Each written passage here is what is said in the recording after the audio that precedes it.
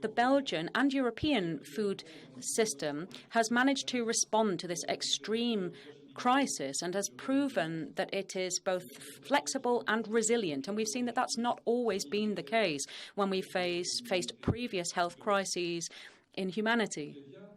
FEVIA launched a campaign called Food Heroes to try to examine the value of the whole sector. Alongside the healthcare sector, we contribute towards feeding everyone. And this campaign has been picked up by social media, and there have been companies who've been prepared to get behind those who founded it, but also we've received support from the authorities and from consumers. Our sector has been hit very hard, economically speaking, by the crisis, firstly by lockdown, but also by the continued activities for our clients, from the hospitality sector all the way through to tourism. To give a few figures, a decrease in exports has been significant. Exports represent 50% of our turnover. In April 2020, and between that and May 2020, there was a 30% drop in exports, a 30% drop in turnover as well, and also production volumes, as opposed to the previous period in 2019. And we've seen a decrease in turnover on an annual basis of around 8%.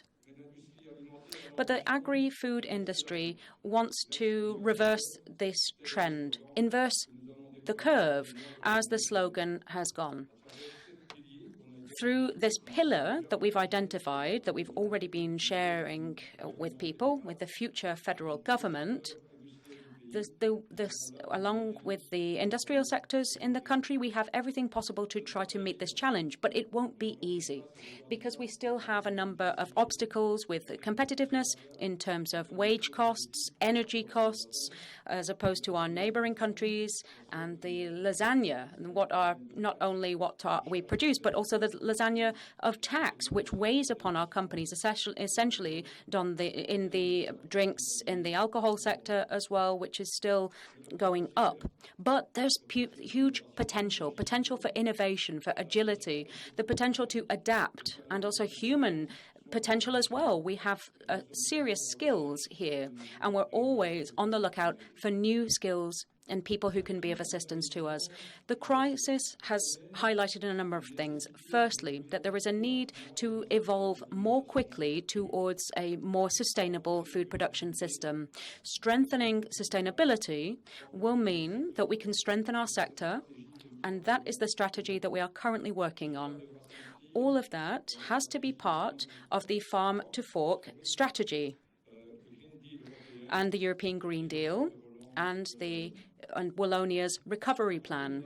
Alongside the transition towards more sustainability, there's also digital, which has speeded up in recent months as well, and has now become a priority. Digitalization, sustainability, greater resilience, these are all of the topical subjects that we'll be looking at this afternoon. This crisis has also highlighted that there is a need for innovation, and it needs to move faster. We are currently working on innovation, and we have seen that this has been a real driving force for growth within our sector. When we listen to what our companies are telling us today, they tell us that we need to innovate, but we need to innovate faster. We need to have more agile instruments that will underpin that transition, and that's what we're currently working on. Innovation can be looked at from different angles, not only technological innovation, which might seem evident, but there's also managerial competence as well, managing our teams. There's also strategic innovation and marketing, especially when it comes to consumers and their approach and how we communicate with consumers. And that's where the digital side will help us. It will offer greater transparency, traceability, and we're also looking at a more local marketing context. And finally, better scientific knowledge as well. That remains the bedrock that will allow our sector to continue to improve its nutritional content in terms of what we produce. With Wagralim, our partner in innovation for agri-food businesses, we're adapting our services to try to support companies as they progress and seek that greater flexibility and moving faster and moving further. Ladies and gentlemen, I'll leave it there by saying that when there was the big crisis in the 1930s, it was said, when everything seems to be against you, don't forget that planes take off into the wind. We do have some headwind, but I'm sure that you will go higher, faster, and further. All the very best to you and your businesses. Thank you, Guy. Thank you very much. And now I'm going to welcome my twin, if you like. You'll understand why when you see her. This is Anne Reul. Hello. It's the day in red, it seems. You are the General Secretary of Fevia Wallonie, and you're going to be speaking to us about what Fevia has done during the crisis and also what's going on at the moment. Thank you. Thank you, Caroline, and good afternoon, everyone. Within Fevia, once lockdown was announced, we became a crisis management team overnight. And we worked with our sector-based federations as well, with whom we were in constant contact. We had to work very quickly to respond to all of the businesses' questions and to keep them continuously informed. So we put a number of tools in place. There was the website, coronavirus website. We also continued to update our data. There was also email resources and telephone resources. And we really wanted to get a sense of what was going on within our companies. So we launched several surveys to find out what was going on, not only when it came to detecting their needs and their problems, but also to try to gauge the economic impact on the sector. Finally, and of course, we stayed in touch with the authorities all the time, not only the federal and regional ministers and their cabinets, respectively, but we also had some constructive cooperation with the RNG, the Economic Risk Management Group, and we also got involved with the Agri-Food Task Force. The aim of that task force was to ensure that the food supply could continue uninterrupted, and that applied throughout the agri-food sector in Belgium. It was chaired by someone who knows the sector very, very well, and it really did kick in at the right time. And also, this is one of the lessons that we can draw from the crisis at this point about how we managed the crisis, was that structured consultation was important that we had with the RNG and the Agri-Food Task Force, and that's what needs to be in place when we're facing this type of crisis. The second lesson that we've learned is about grasping the importance of making decisions and receiving instructions quickly that could not be misunderstood from the authorities. The more fluid the information is, or the more vague it is, the greater the difficulties on the ground. We have a department where we've seen different interpretations and different application of local policies according to the Burgmeester, the local mayors.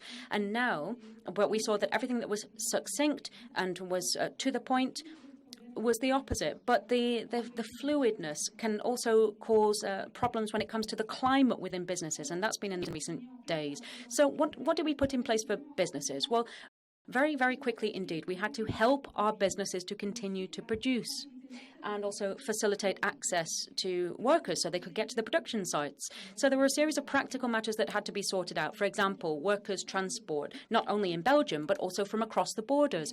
Childcare for workers as well. Flexibility in how they organize their working time.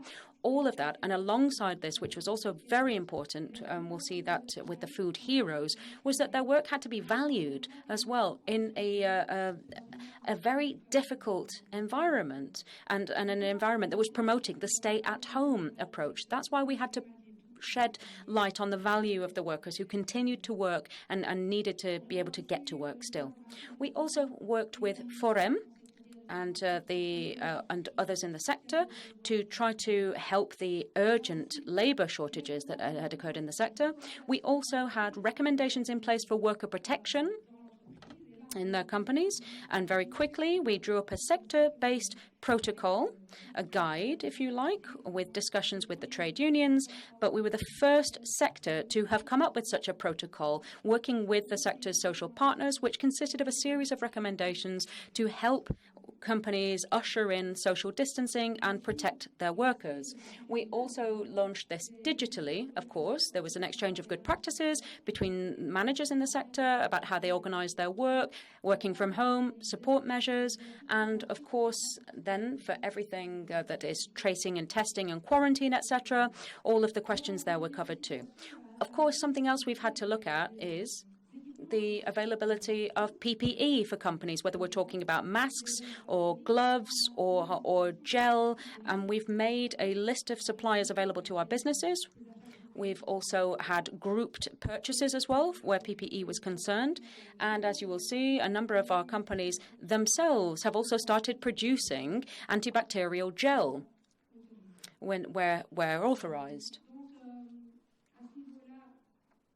So from that point of view, and as we've said, the sector has been heavily hit. There have been many companies which saw their turnover plummet, but we've also seen there have been some support measures as well that have been introduced in order to help companies get through this stage. Temporary unemployment, for example, financial compensation that has been introduced, and as well, and cash flow injections and solvency for the companies, including the smallest companies in the sector. We've also worked on the recovery side, because that's also very important. Restaurants and catering is very important for the sector too.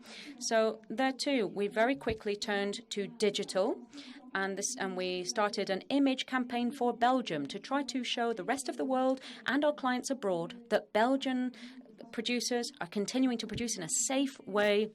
And that was really to try to counter the negative image that Belgium might have across the world when it comes to its international ranking in COVID deaths, where it hasn't performed well. So those are some of the activities. Now, as it comes to emerging from the crisis, what's important here is to act as quickly as possible so that there can be a complete recovery. And so, obviously, reverse the curve is the watchword here. But also the crisis has shown that we need to speed up on two transitions. One has already been mentioned, and that is the transition to a more sustainable food production system. We'd already been working on this with the sector and also directors in the agri-food chain, or the stakeholders rather. And then the second transition is the digital one. And there too, we've been working with Wagralim. So our priorities now are really going to be focused there, helping our companies in both of those transitions. We're going to continue our commitments, and we're also going to be part of the new Walloon plan that is being put in place called Get Up Wallonia. That's the recovery plan. Firstly, we're going to be getting involved in the alliance that's been created, or was created in July by the government and the Walloon Council for Sustainable Development. We're also going to be getting involved in the circular economy strategy, in which the food system is cited as one of the priority sectors. And of course, we're going to be continuing all of our digital processing activities that are part of the Walloon region's digital plan. So with all of that, that gives you an idea of what we're going to be working on. But our ambition too is also going to be to support the future food sector and the sectors that will be there for the future, which might meet new needs, whether those needs are in Belgium, in Europe, or in the world, and sectors that will really create added value and employment in Wallonia, not only for agri-food businesses, but also for all stakeholders in the agriculture system. And that, whether we're talking about the crop or oilseeds production, there's a whole series of different quality chains that we have to think about. And that's going to be the challenge for us. The real challenge will really to make sure that it is a coordinated and coherent approach from the authorities and all stakeholders. We have limited means, we know, so we really need to ensure that the means are used as effectively as possible. We must also try to mobilize all stakeholders so that we're moving in the same direction. And then, last but not least, we also need to ensure that we keep the system open to Europe, open to the world. Wallonia is not an island. And the nature of our system has already shown to be resilient, as the crisis has shown, and that has allowed us to ensure food production for everyone. Thank you so much, Anne. You've obviously mentioned sustainability and digital transition. These are two key elements which we will continue discussing at 3:30. In a few moments, well, right now, we are going to welcome a pioneer in sustainable development and corporate social responsibility, Elisabeth Laville, the founder of Utopias, and she's tuned in from Paris. She has written several books on these subject matters. Hello, Elisabeth. Hello, I just summed up your CV. The floor is yours.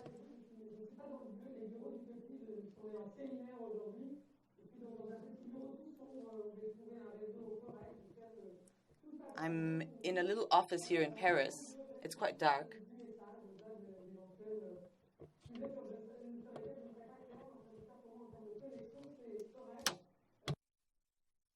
I'm delighted to be with you today, to be able to speak to you about food resilience. I'm pleased to be with you today. I'm going to present to you my project, Utopias, Utopie, which is very important to me. It's truly a great opportunity for us.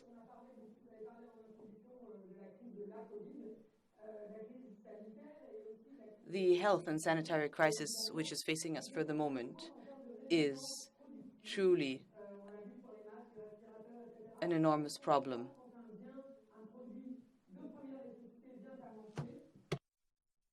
Que nous pose encore cette crise et qui This crisis is truly a problem, and we've been looking into ways to build up our resistance.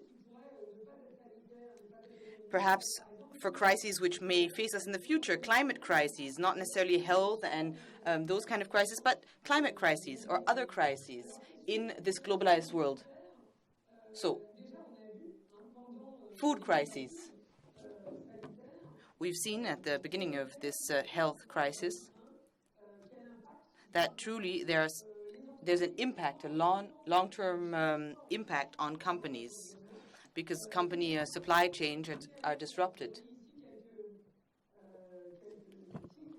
I put up a few titles here, a few front pages of newspapers, what was happening, not enough meat in the United States, fears of problems with the supply in the food chain, certain plants, factories put on halt. There were logistical problems with the workers. Of course, an impact on global prices, a decrease in demand. Problems with basic foodstuffs and buying these. There are, of course, great concerns about business activities taking up once again, for example, in the restaurant sector.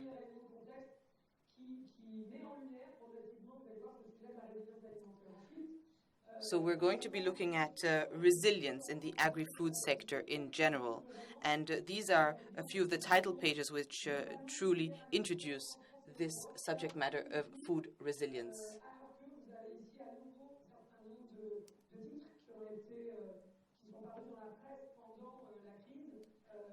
You can see all of these headlines that appeared in the press reflecting the concerns that were felt worldwide. And of course, there was a drop in turnover globally of all kinds of companies.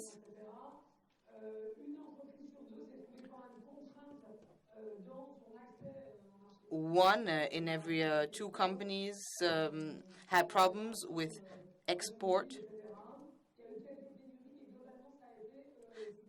There were, of course, problems, but globally we could see that actually the situation was managed quite well.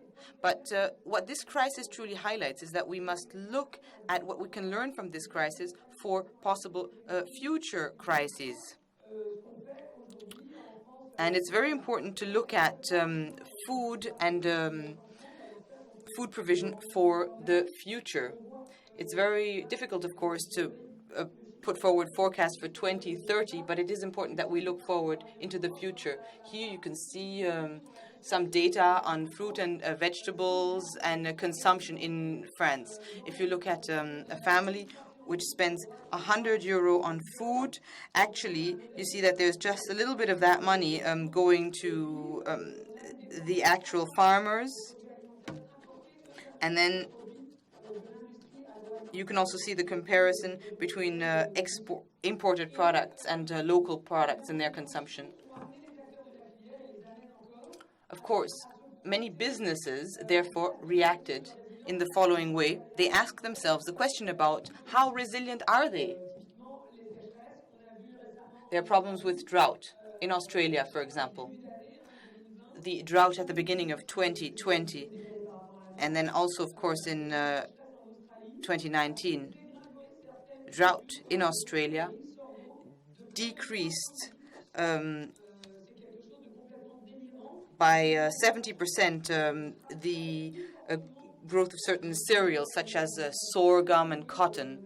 And this, of course, has had an effect down the line, down the food chain, and this has, of course, increased during the COVID-19 crisis. Here we can look at the situation in France and consumers' expectations towards the political world. 93% of citizens were in favor of the government guaranteeing food sovereignty for France's citizens. So this is really a very important topic which is at the top of the agenda, and this is something that we within our project Utopias work on all the time. I'm presenting the French data here. I don't know about the Belgian data, but it's probably quite similar. Here there was a study carried out, and we can see that actually food independence is what is highlighted here on the slide that I'm showing right now. We can see that most foods are actually being imported into France. And then we can see, oh no, these are urban areas, they don't produce very much, and that's why they have to import. No, that's not at all the case, actually. What happens is that certain regions actually become logistical platforms in which there are trucks which import certain materials and then export other foodstuffs. And actually the result is, contradictory.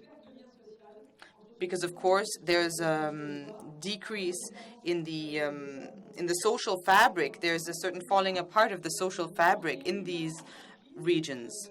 And, of course, when there's a crisis, we need to look at dependency on imported products and vulnerability.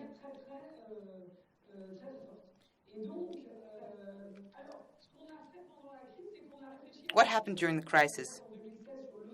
We thought about much of the work that we did in 2016 and the work on resilience.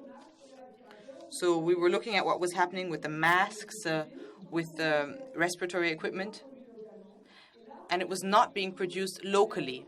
And what we noticed was that other people from completely different sectors, people who actually were working in the automobile sector, started working in the production of masks.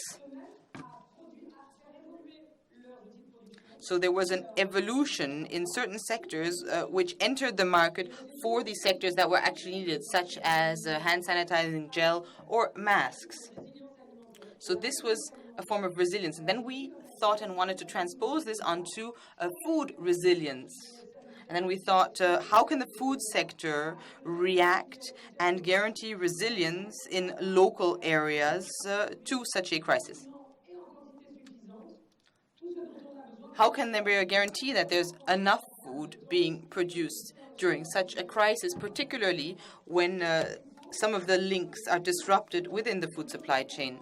The idea is, of course, to produce locally, quickly, and in sufficient quantities.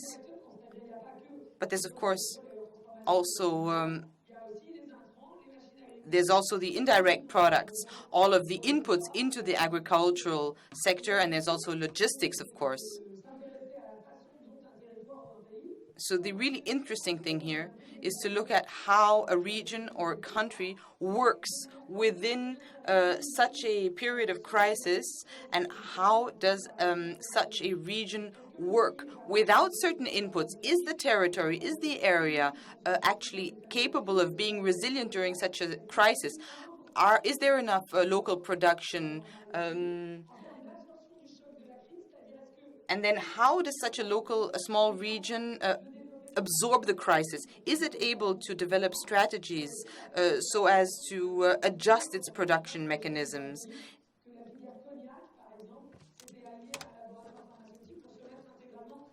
The cognac sector, for example, associated itself with companies producing hand sanitizer gel, and then they associated themselves and they worked together and they produced hand sanitizer gel. So that was a certain strategy, and these are the kind of strategies that we looked at.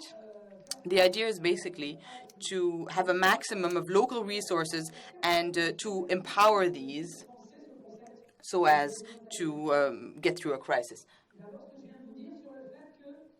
There are a few things that we need to look at when talking about resilience. So there's a flexibility in production, and this is key.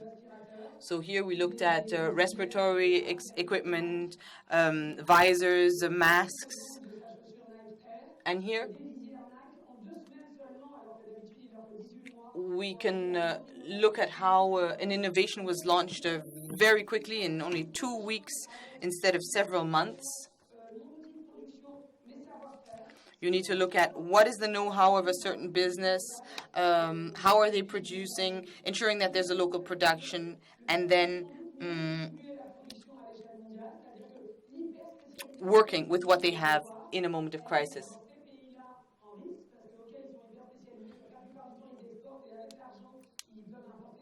So in normal times, there would be a lot of movement between imports and exports. But here, actually, they need to look at a better distribution mechanism. Here, we're looking at China. The production of masks was localized in China. And as China was hit hardest first, there was, of course, a problem with that. But we have the same thing in France. Here, you can look at production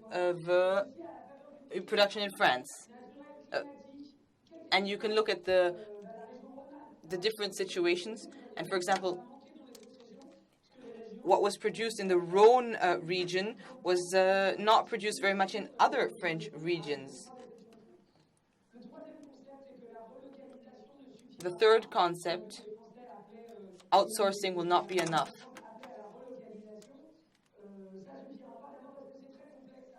Because truly, it's a very complex mechanism. It demands long-term plans, forecasts, and the real thing is that certain regions are very much specialized in producing specific products, and therefore it's very difficult to outsource these things.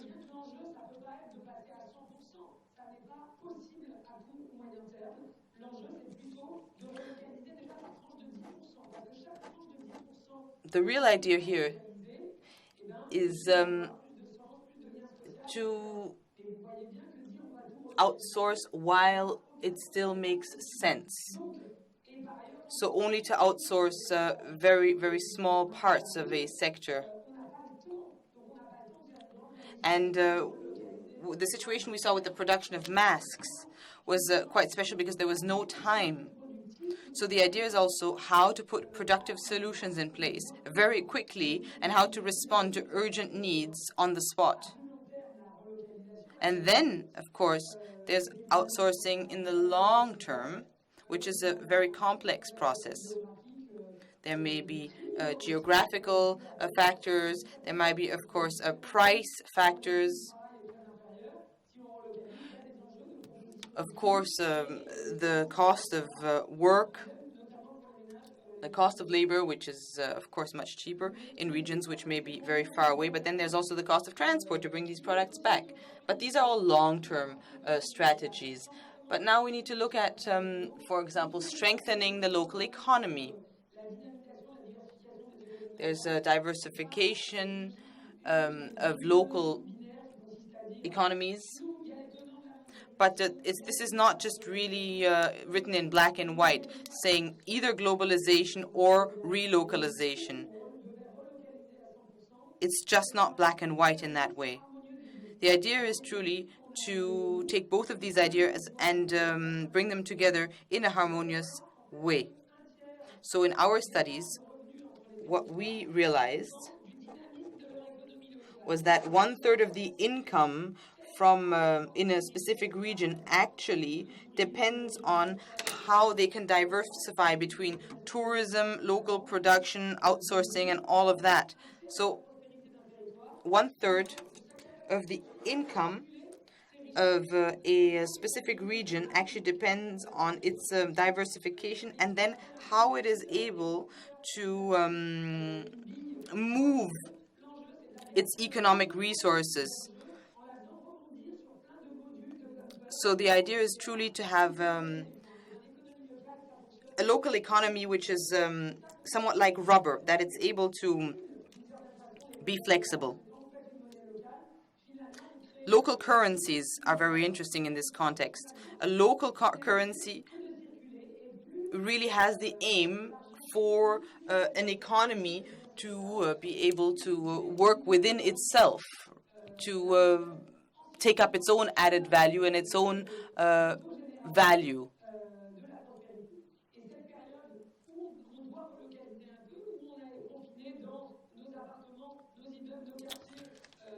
During the COVID-19 crisis and during the times where we were in lockdown, it was quite clear how vulnerable we actually were because of the lockdown and staying at home. But this was actually an opportunity for relaunching the local economies, which is very important because, as I said previously, it actually represents 1/3 of the income of a specific region.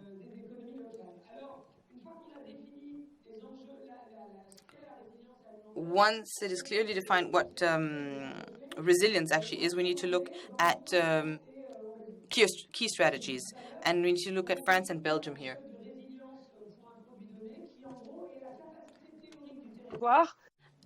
We also have to look at our ability to respond to local needs. In other words, if there's a shortage of supply because of any given crisis, economic or political or other, either we specialize locally and supply what is consumed locally with local products because we already have those products, or you export. And then you're thinking about, and this is where as we saw with the case of masks and other essential goods during the crisis, that's one approach. Or you have companies in your areas with huge capacity for production, and those companies can act in a very agile way, and they can redirect their expertise, their production, and their teams, and their raw materials, inputs, and so on and so forth, to try to address the shortcomings. And generally speaking, resilience in one product area is going to be a mix of the two. You produce a little bit locally, and also, if necessary, you rapidly change you address those needs, then you work with local industry and try to evolve, to try to cover local demand with any of the products that are missing. So we looked at that. 1,250 families were helped out in this way, and we took all the products that they needed, except for energy, because energy has to go through customs and it isn't taken into account. If we want to be completely resilient, you need to be able to think about the shortage of energy as well and dealing with any problems in the logistics chain. But we looked at all of these products, and we looked at how countries, we also broke this down into regions, but I'm just going to focus on the countries here. We looked at how countries were able to achieve that threshold of food resilience. It was either because they had local production, or it was because they quickly could turn around their factories and local production systems to meet local demand if there were any problems in the local supply chain. And we've seen that, generally speaking, France was in 4th place in that ranking. You can see the ranking on there's Netherlands at the top, Spain, Lithuania, then France, because we have 63% of all of the countries that were studied which achieved that resilience threshold. Belgium is in 9th place. And that was these are the countries that achieved the resilience threshold. And then the countries on the right-hand side talk about that threshold of 60%. So let's look at Belgium. 49% is just based on their local supply. They don't even need to then put more complex systems in place. That's only with their local products, which at the moment are exported. But if there is a crisis, they can go into local production. What's interesting is, if you look in the details, we see that France, for example, is fourth in the overall ranking. But when you look at the fertilizer production, it falls to the 80th place. And that's why you can understand why it's important to be resilient throughout the chain. If you're missing inputs, if you're missing energy, then at some point that's going to be a problem. We are third place for food consumption. That's great, but if there's a problem with inputs, and we need inputs to be more independent and more resilient for a number of weeks, months, or years. If there's a lack of fertilizer, you just need one weak link in the chain, and that's where it all falls down. So that's why you need to look at products as a whole.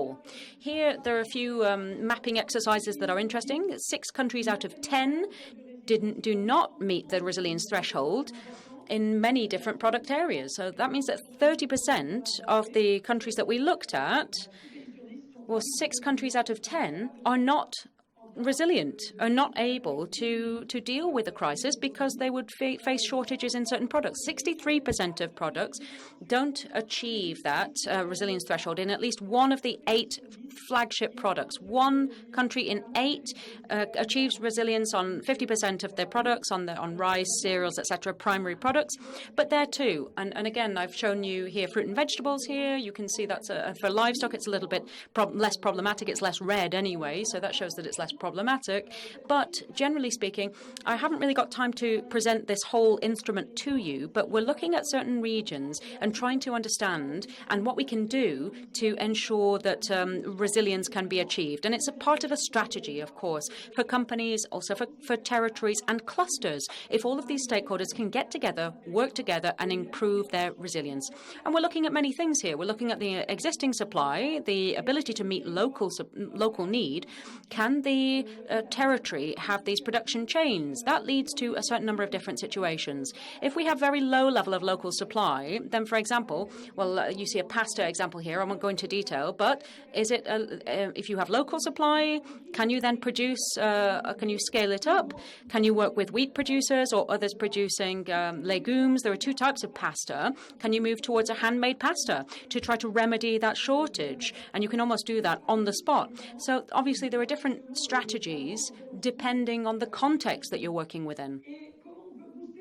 How can we give a boost to local food resilience? And I'll conclude on this note because I think that it opens up a number of interesting avenues, I believe.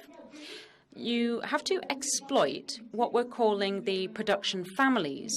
And that's, again, a mapping exercise that uses the data from a lab, Ricardo Osman's company.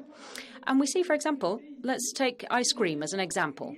Now, for reasons linked to what I was just explaining, either because there's a problem with the raw materials or the procedures, or there's a lack of inputs or outlets, etc. There's a whole host of different scenarios here. But for ice cream, you can see this is one of the sectors with the greatest number of production families. And so there are sectors that are very far removed, animal fodder, for example, but there's sugar, also hair products as well, non-food products as well, varnishes and paints, etc. as well, because that's also a way of, there are emulsifiers required there.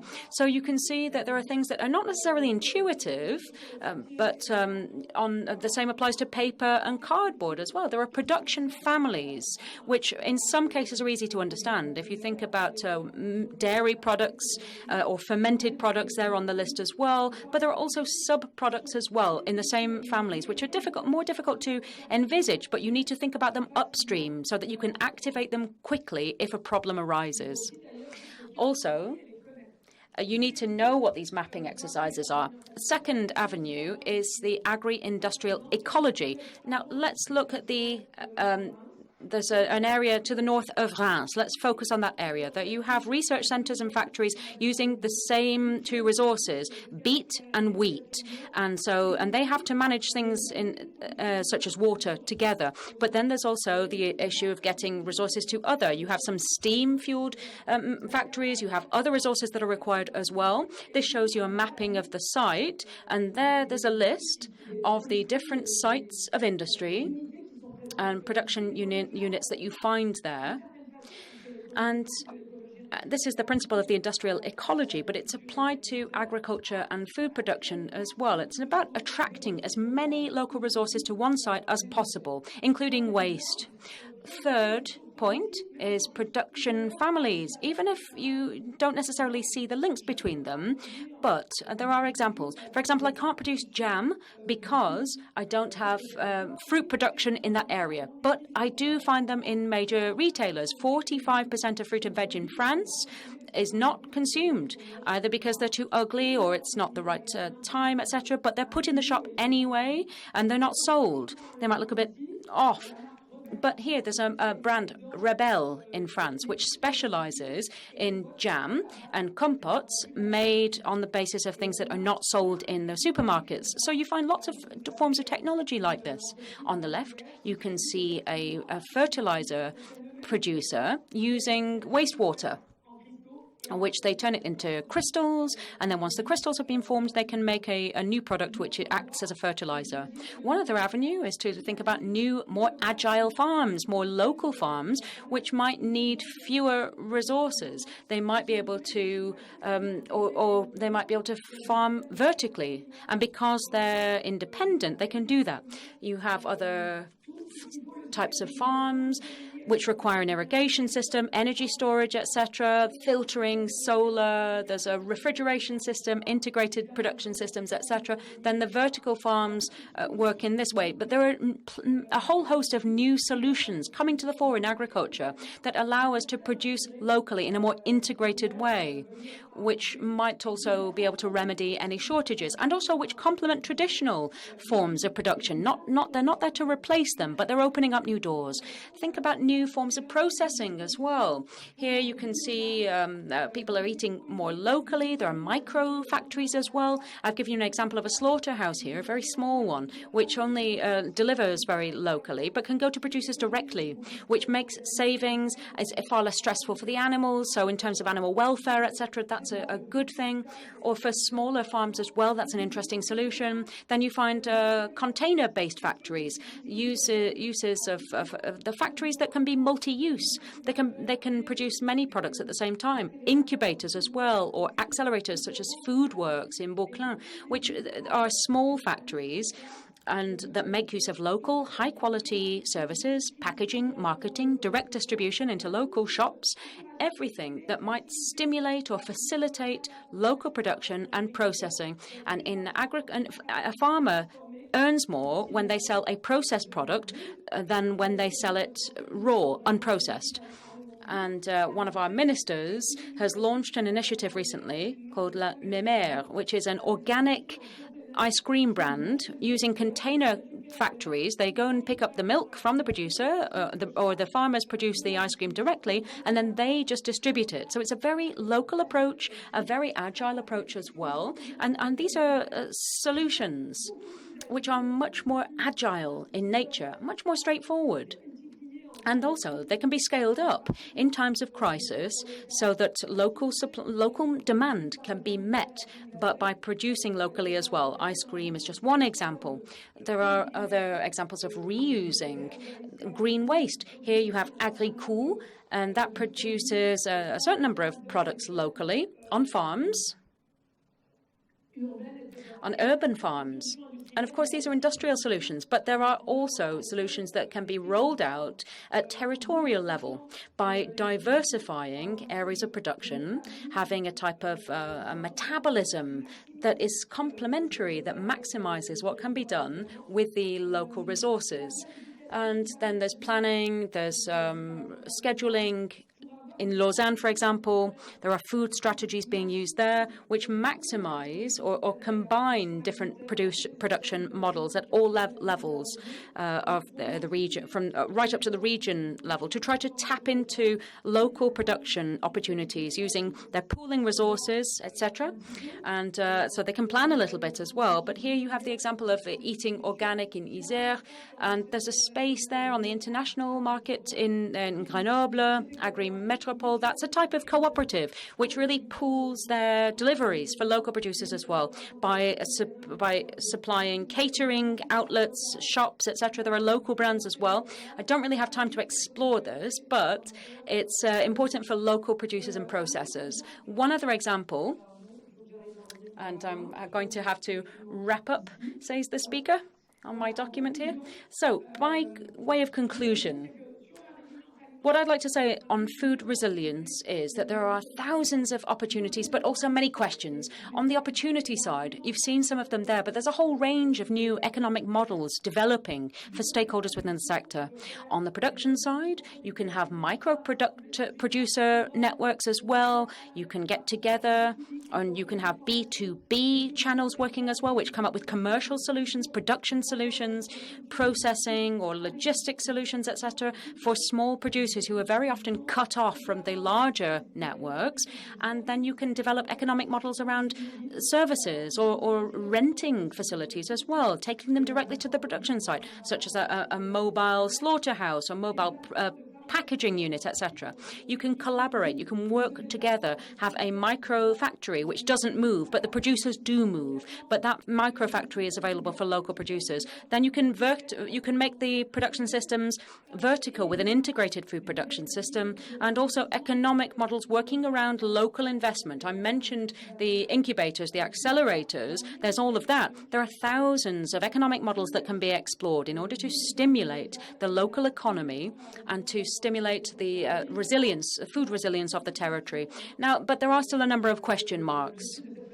The aim of this presentation was to try to look at a number of the questions rather than answering them. But what role is digital going to play in this, the whole fourth digital revolution?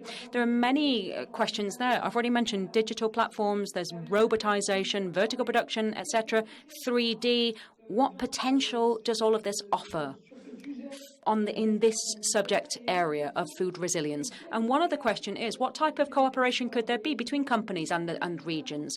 All of this is linked to the question of accessing land. There's the question of how you produce according to your geography, or do we have specific hubs developing in certain regions? How can we exploit the resources available? What can we do in the town? What can we do outside of the town? There are many, many questions that need to be answered. And in association with these two subjects, there's the question of how you come about coming up with the right price for local needs. There are a whole host of questions which still need to be explored. But generally speaking, that's what we're talking about here. These are the challenges, and they're fascinating. And there are many, many challenges that we need to think about where food resilience is concerned. Thank you. Thank you. Thank you so much, Elisabeth Laville.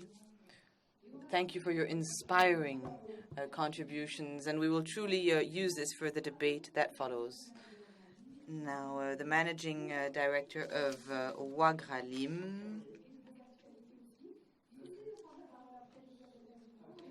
François Herufos.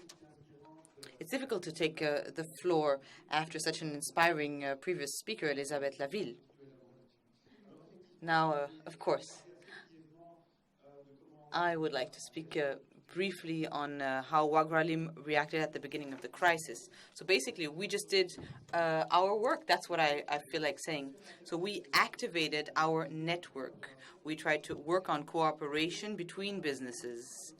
So I'd like to give you 3 examples of things that we did, amongst many other things. So first of all, we connected companies, businesses with each other when there were production problems. There were certain problems with logistics, with packaging. And when there were these problems, what we try to do is truly listen to companies' needs and to find solutions on the ground to enable our members, our business associations and members to be able to work at the best of their capacities.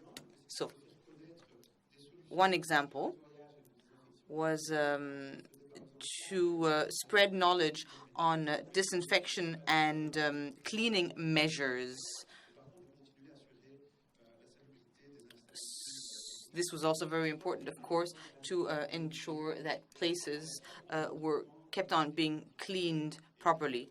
And then a third thing that we did was buying FFP2 masks in bulk in larger quantities so as to distribute these to our business members.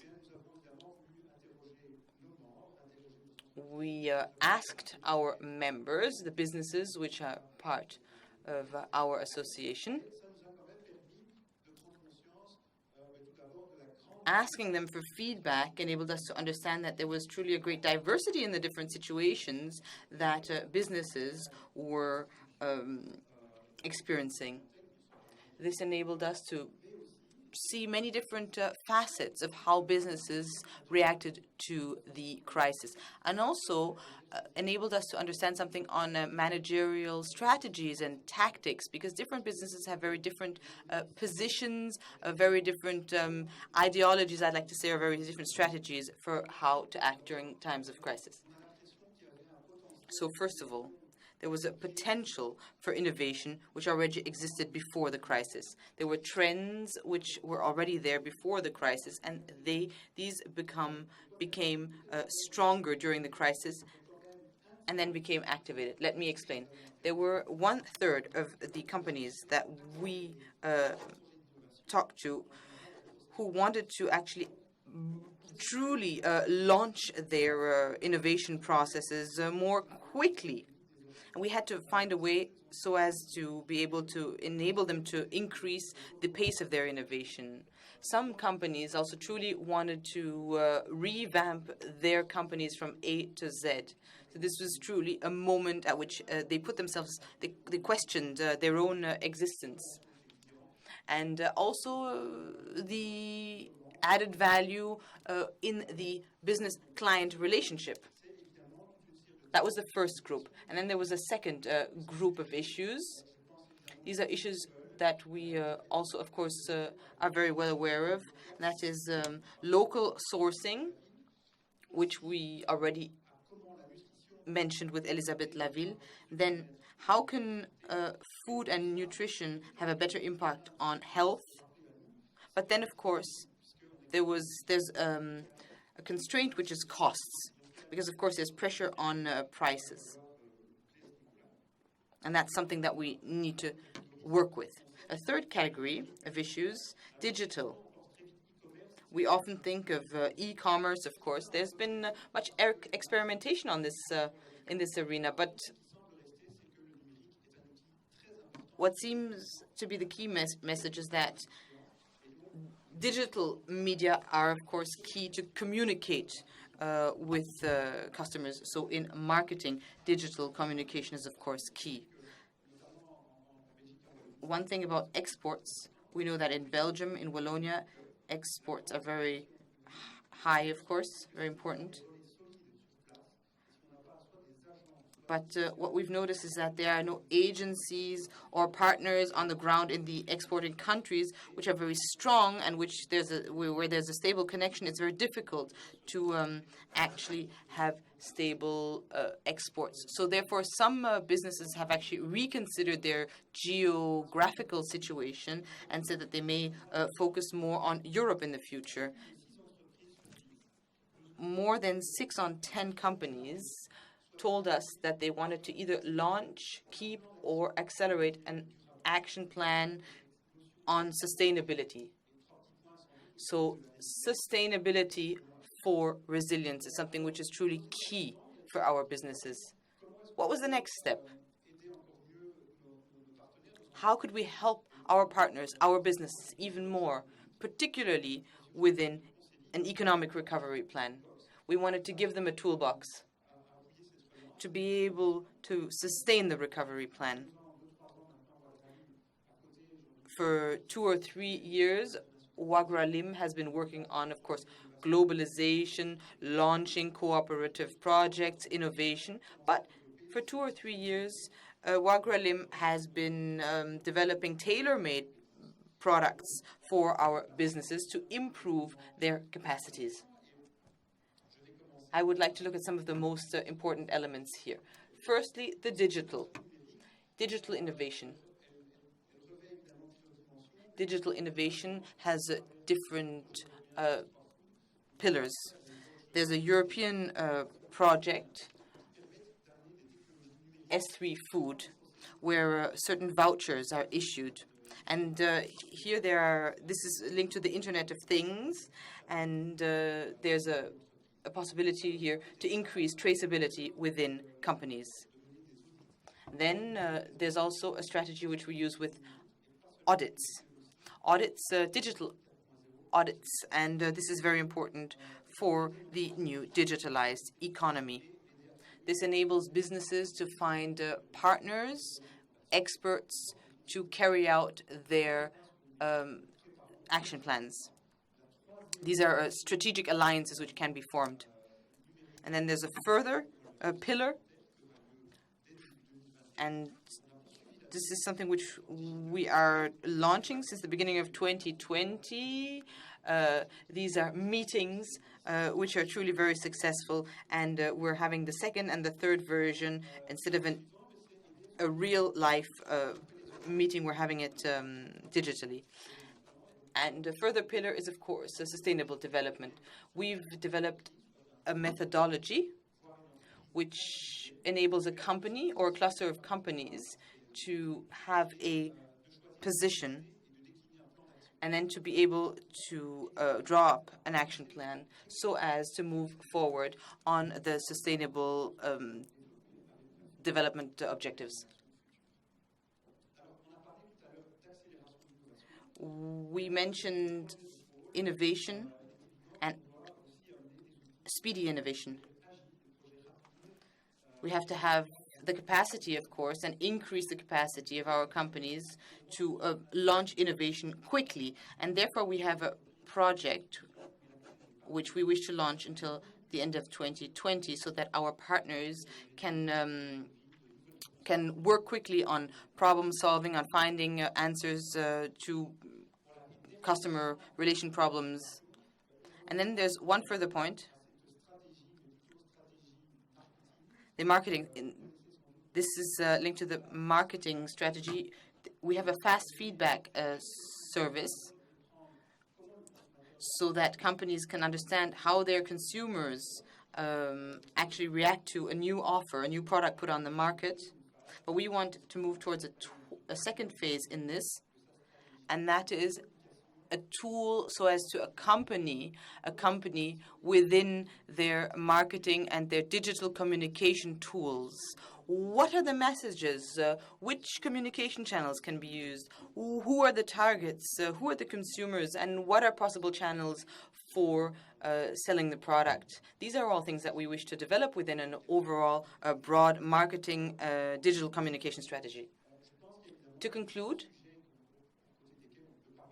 well, of course, there are a few broad points which we need to focus on and which are particularly important for us, which we wish to push forward and which are particularly important for the Walloon region and for our members. That is the transition in terms of proteins, moving towards more vegetable protein. And I think that we also need to have a European position on this. Then there's also, of course, there's packaging, because there's much pressure here, regulatory pressure on packaging, and this is something which we wish to work on for the future and take a position. And then if we want to have a European role within the European research area as well, we need to be able to structure our offer in terms of research. And we really think that it is Wagralim's role to be able to create a link between universities and research centers so that they can work together so as to truly be a powerhouse which can be have a position at a European level. Thank you very much. Thank you. Warmest thanks to you, François. And now we are going to have our next participant, Alice Jacques-Dixmund. And we're going to look at innovation, food innovation, with a food product that you are probably going to eat in the coming months, in the coming years. Alice participated in the Ecotrophalia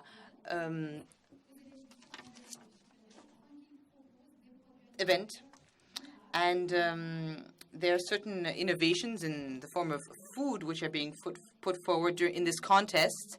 There were also many different students from the UCL Louvain-la-Neuve who participated in this contest. And you've developed Inca spread, and you've received some support from Wagralim to be able to develop and grow your startup. Now, we really want to know, what is Inca spread? What is Inca spread? Inca spread is a Sprite which is based on a raw material which is very special and which is full of core, very important nutrients. This is a superfood, and it's very important to launch this on the Belgian market and to have it in supermarkets. Fast feedback from Wagralim is supporting you so as to launch your startup. How is Wagralim supporting you? This form of accompaniment and support that I've received from Wagralim is really very complete on all different levels. It has given me many different ideas, challenged some of the concepts that I had on my customers, on my potential clients, and also to analyze my project. Wagralim gave me some very key ideas on my targets. And now, well, I've also received many recommendations, and truly this entire service of accompanying my startup has been very complete. What are you doing now on the action plan? Well, I'm quite at the start of my action plan. Fast feedback from Wagralim truly enabled me to move forward with assurance and to truly believe that it was possible to realize my project. There are specific legal aspects linked to my raw material. My raw material needs to be categorized as a superfood. So that's what I'm waiting for the moment. Are you also going to develop other products other than Inca spread? Yes, well, thanks to fast feedback, we were able to launch a further type of products. And I don't only want to look at spreads such as hummus and salty spreads, but also I would really like to work with sweet spreads for breakfast consumption. Thank you so much.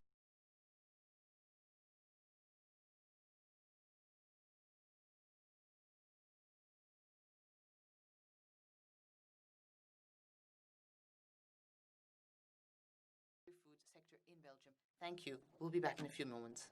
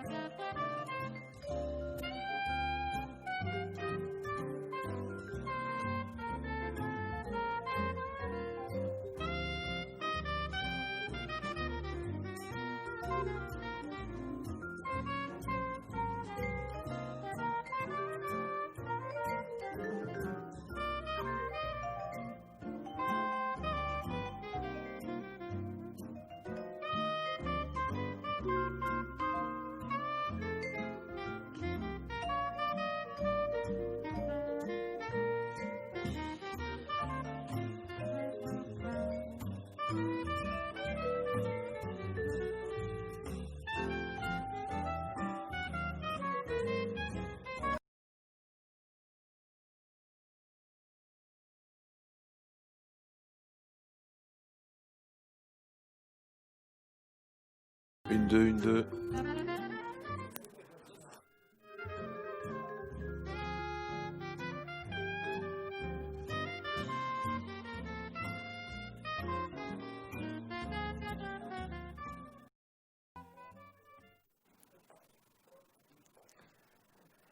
Voilà, vous l'avez compris, on avait...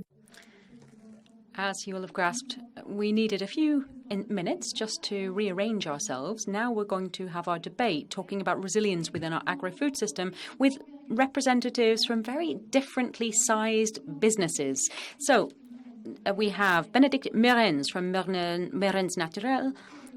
We also have Guy Paternoster from Tiers-Le-Monde. We have Nicolas de Leclerc from Brasserie Léopold 7 and Pierre Tossu from Puratos. But I'll ask you to introduce yourselves and just say what type of businesses you're representing. And perhaps also, could you cite a number of products that you make? Bénédicte, please. Bénédicte Merens. I'm the CEO at Merens Natural. And we are a 100% family-owned business. And we specialize in cereals. We process cereals into ingredients for the agri-food sector. Our core business is organic, but we're also diversifying into the natural domain, and we offer solutions with different textures, colors, etc. All industries across the agri-food business in Europe. Guy Paternoster. Well, we transform beet into sugar, but we also have other activities in Belgium.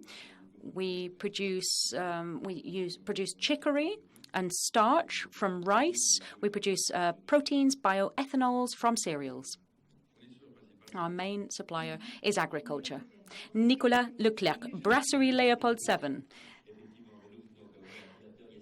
I'm a founder and CEO of the brewery. I'm a brewer by training. And I spent a little bit of time brewing everywhere in Europe and a little bit in Africa too.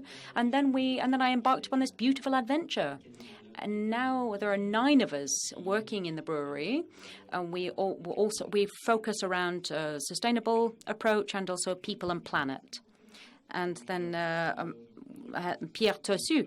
My name is Pierre Tossu. I'm a director at Puratos. This is a Belgian family-owned business as well with 9,000 people, and we're very active in over 120 countries, and our aim is to help bakers, confectioners, chocolate makers to be more successful in their business, in the commercial side. And we produce ingredients such as chocolate. We supply for jams, margarines, etc., special ingredients, all of the raw materials that are required to make their products.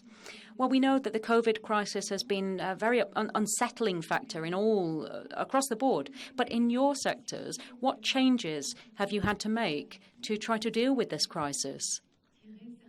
And have you learned any lessons that you might be able to use in the future? Pierre. Well, I would start by saying that, firstly, we have to acknowledge that it was a crisis because it started in Asia and then it started to move across Asia into Europe, and the continent is continuing to suffer, and we see now the Americas are suffering. So we have to firstly understand what's happening and then think about how to react. And the first react was to protect our staff from a health perspective. And given that there's been a drop in activity, sometimes we've had to, our teams have been left without work, but we've tried to compensate for that and make sure that they still had incomes. Then we had to protect our clients.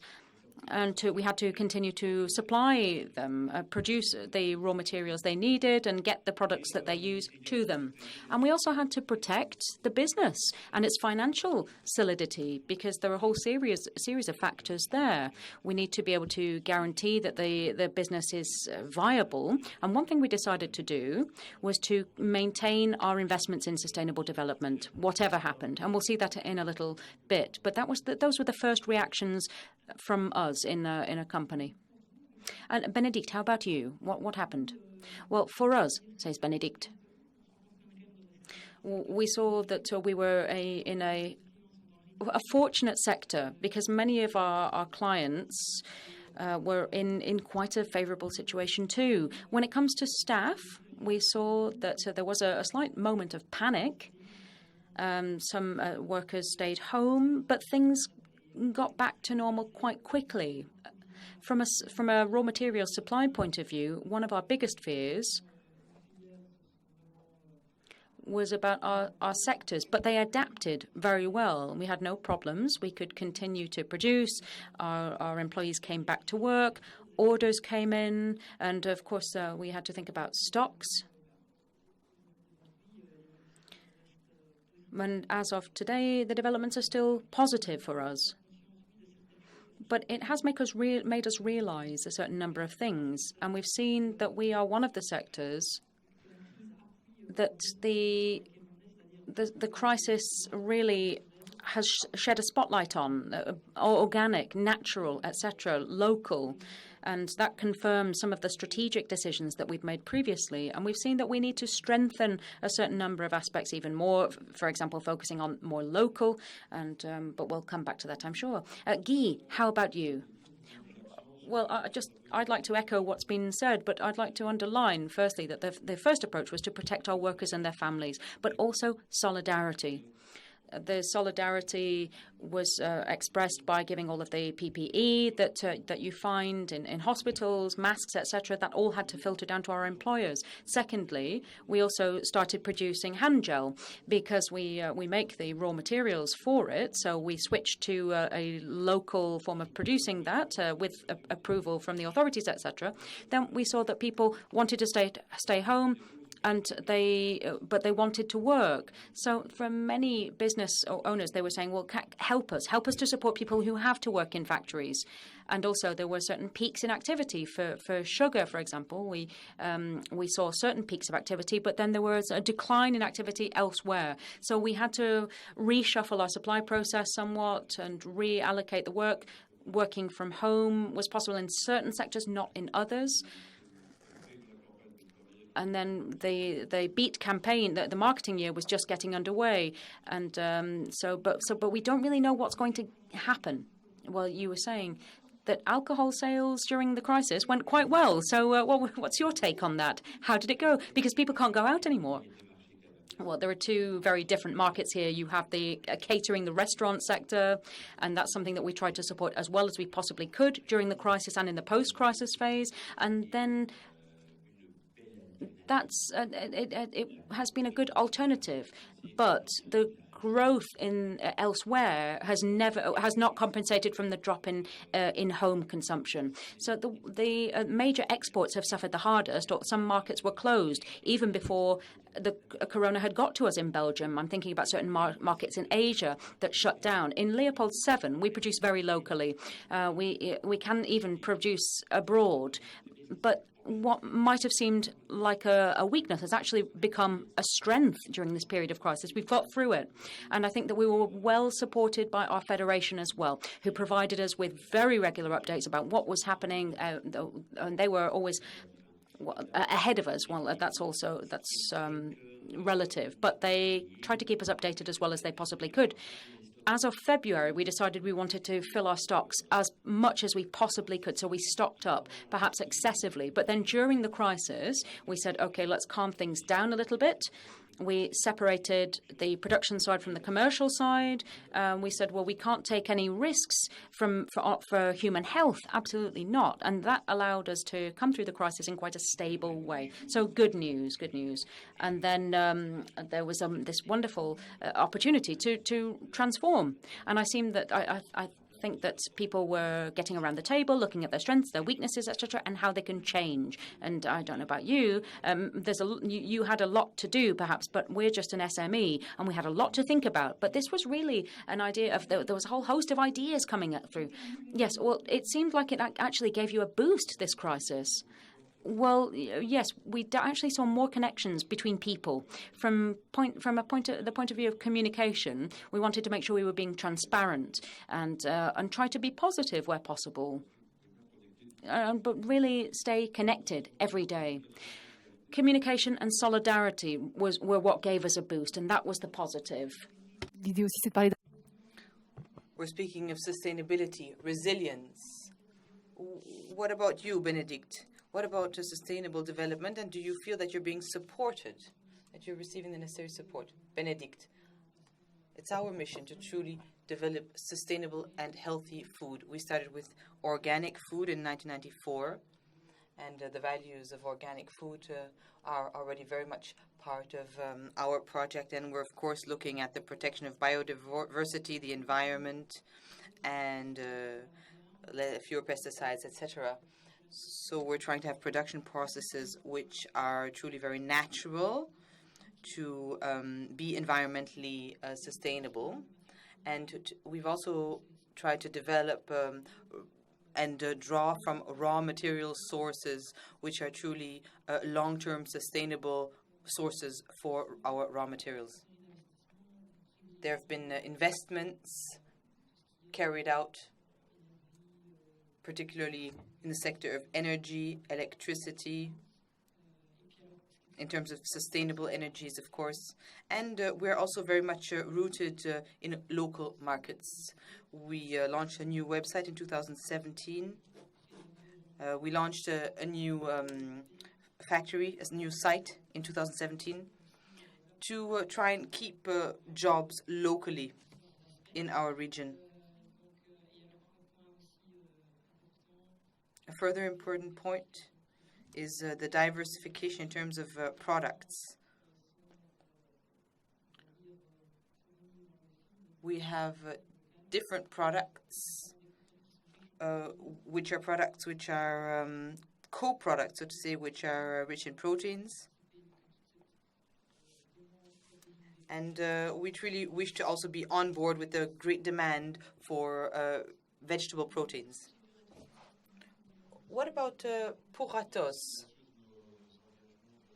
for sustainable development? Of course, we're also committed to sustainable development, reducing our environmental footprint. We wish to become CO2 neutral, carbon neutral by 2025. Also decrease our production and use of water, and also the water that we get rid of, and that has a negative effect on aquatic life. We're trying to, of course, decrease this negative impact. And then when the crisis started, the health crisis, we noticed that truly there were problems for children in primary schools. Sometimes they don't have a computer at home, and we tried to look at what we could do so that school children could keep on going to school. And then there was also an initiative of local bread being produced to deliver this to school so that they could continue feeding children in this way. And then with the production of cocoa beans, there was also work done here so as to make the production of cocoa beans more sustainable in the production segment, that is. And of course, when the crisis started, they also truly needed assistance, financial assistance. And we also tried to assist certain producers by encouraging the market to consume and by promoting their cocoa beans, which were produced more sustainably. A company which does not integrate sustainable development is not a company for the future. Therefore, it is key. What about you, Guy? I think that sustainability is something which has been in our genes for a long time. Of course, it's part of agriculture intrinsically. We want to go one step further. We wish to reduce CO2 emissions. We wish to be neutral by 2030. The challenge is enormous. But if we already look at the long road that we have behind of us, we can see that truly when we look at the booster that we had and the booster that we have, I'm sure that that we've already come a long way. Beetroots are being actually grown without much water. And this water can then be used elsewhere. Packaging. Packaging is a very important element. For 2021, we wish to have minus 10% in packaging.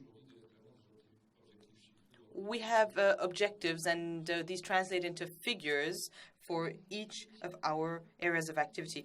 What does sustainable development mean to you, Nicolas? For us, within an SME, it's quite difficult because it's quite easy because in 2013 we launched our company, and therefore it was very clear that all of these issues of sustainable development in terms of energy, water, and all of the other aims concerning sustainable development had to be taken on board from the start.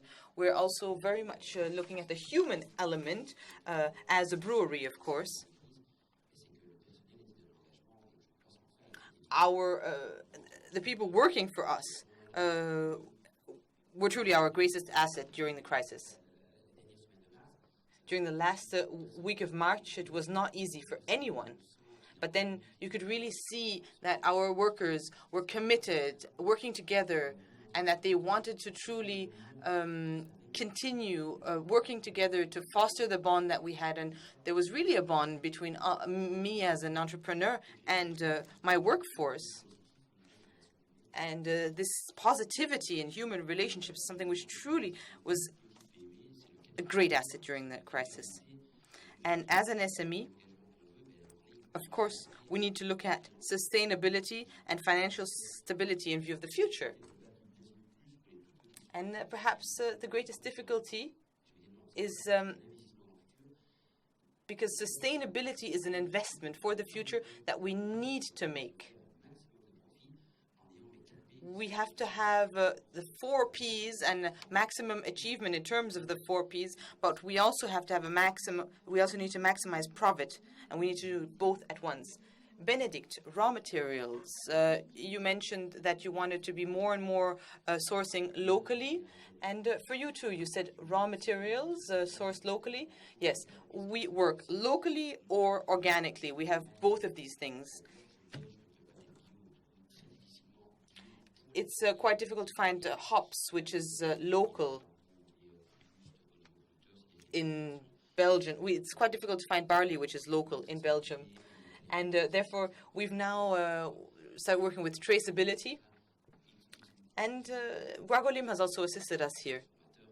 And we are still, a processing plant. We're a brewery, but we're able to receive sustainable raw materials now in terms of barley. I heard that for you, for the cocoa beans, it's more difficult to source these locally, of course. But are there other raw materials where you're able to source locally? In all countries where we work, we always have a factory on site. In terms of bread production, for example, we always have a bakery, local bakery. And thanks to these production plants that we have all over in the world, it's great because we can actually use input which is locally sourced. When we look at fruits, for example, here in Borglone in Belgium, we work with local apple producers. And to be able to produce certain products which we then, such as jams, that we use in our pastries. And what about beetroots? I'm looking at you, Guy. Yes, beetroots, they're local. And we're looking at the chicory, beetroot, and other local vegetables. For us, when speaking of local, we're not only looking at local in our little village, but we're also looking at local at a Belgian level and at a European level. What local also means is that we work together with our farmers. We have a very strong connection with our farmers. Our farmers actually have shares in our company. We have research programs where we bring our farmers on board. And truly the supply chain will be stronger tomorrow, in the world of tomorrow, if we work on sustainability and promote it all along the supply chain. The next topic, digitalization. What about the COVID crisis? Has it accelerated? Has it increased the level of digitalization, or has it made it go faster? Benedict, there are different levels. Telework, of course, has taken place. It's, of course, become easier during the corona crisis. There's much more digital work with our customers. We are working online, video conferencing, much of the time. The tools have been set up, but this will actually never replace face-to-face interaction. Now, the biggest challenge is when looking at communications, because there will be many trade fairs coming up. International trade fairs are being cancelled. So how are we going to be able to find a replacement for these face-to-face meetings during trade fairs? Oh, this is our next struggle. Key on digitalization. We've digitalized certain areas. For example, the administration has been digitalized. Many of our administrative workers can work from home. Of course, unfortunately, the lack of contact is something which is truly unfortunate with our clients in our company, but also here today with you all. Truly unfortunate. Digitalization in our sector is truly important because we are then able to work with transparency, information on our products, traceability, and have greater communication with our customers. Nicolas, what about you in your brewery? Digitalization. Well, I would say that from the start, we were quite well on the digital road from the start. We've got things up on the cloud and at home. Well, when I no longer have internet one morning at my place, I really noticed how dependent we are on the digital world. Actually, everything is in the cloud and many things are being managed digitally. Now, contact with our customers. We are in a line of work which is, of course, where we need to be very close to our customers. There is a customer contact which is done via phone calls. In certain sectors, in the restaurant sector, for example, there's much communication with our clients. So this was a very a good moment, actually, to communicate with our clients and also to show understanding in the face of the corona crisis. And how was it for you? Well, there are two things. So there are internal processes which are being digitalized. In how many different ways could an order which was placed be processed? There were 29 different ways in which an order which was being placed could be treated. And we looked at this with softwares. And actually, we noticed that thanks to digital tools, we were able to simplify processes and make them easier. And we were able to make the administrative burden somewhat lighter. And then there's a second point in digitalization, and that is digitalizing business. So we have online business platforms for smaller artisanal bakeries, for example, which want to order their materials online. And we also have a platform to enable these bakeries to sell their bread online.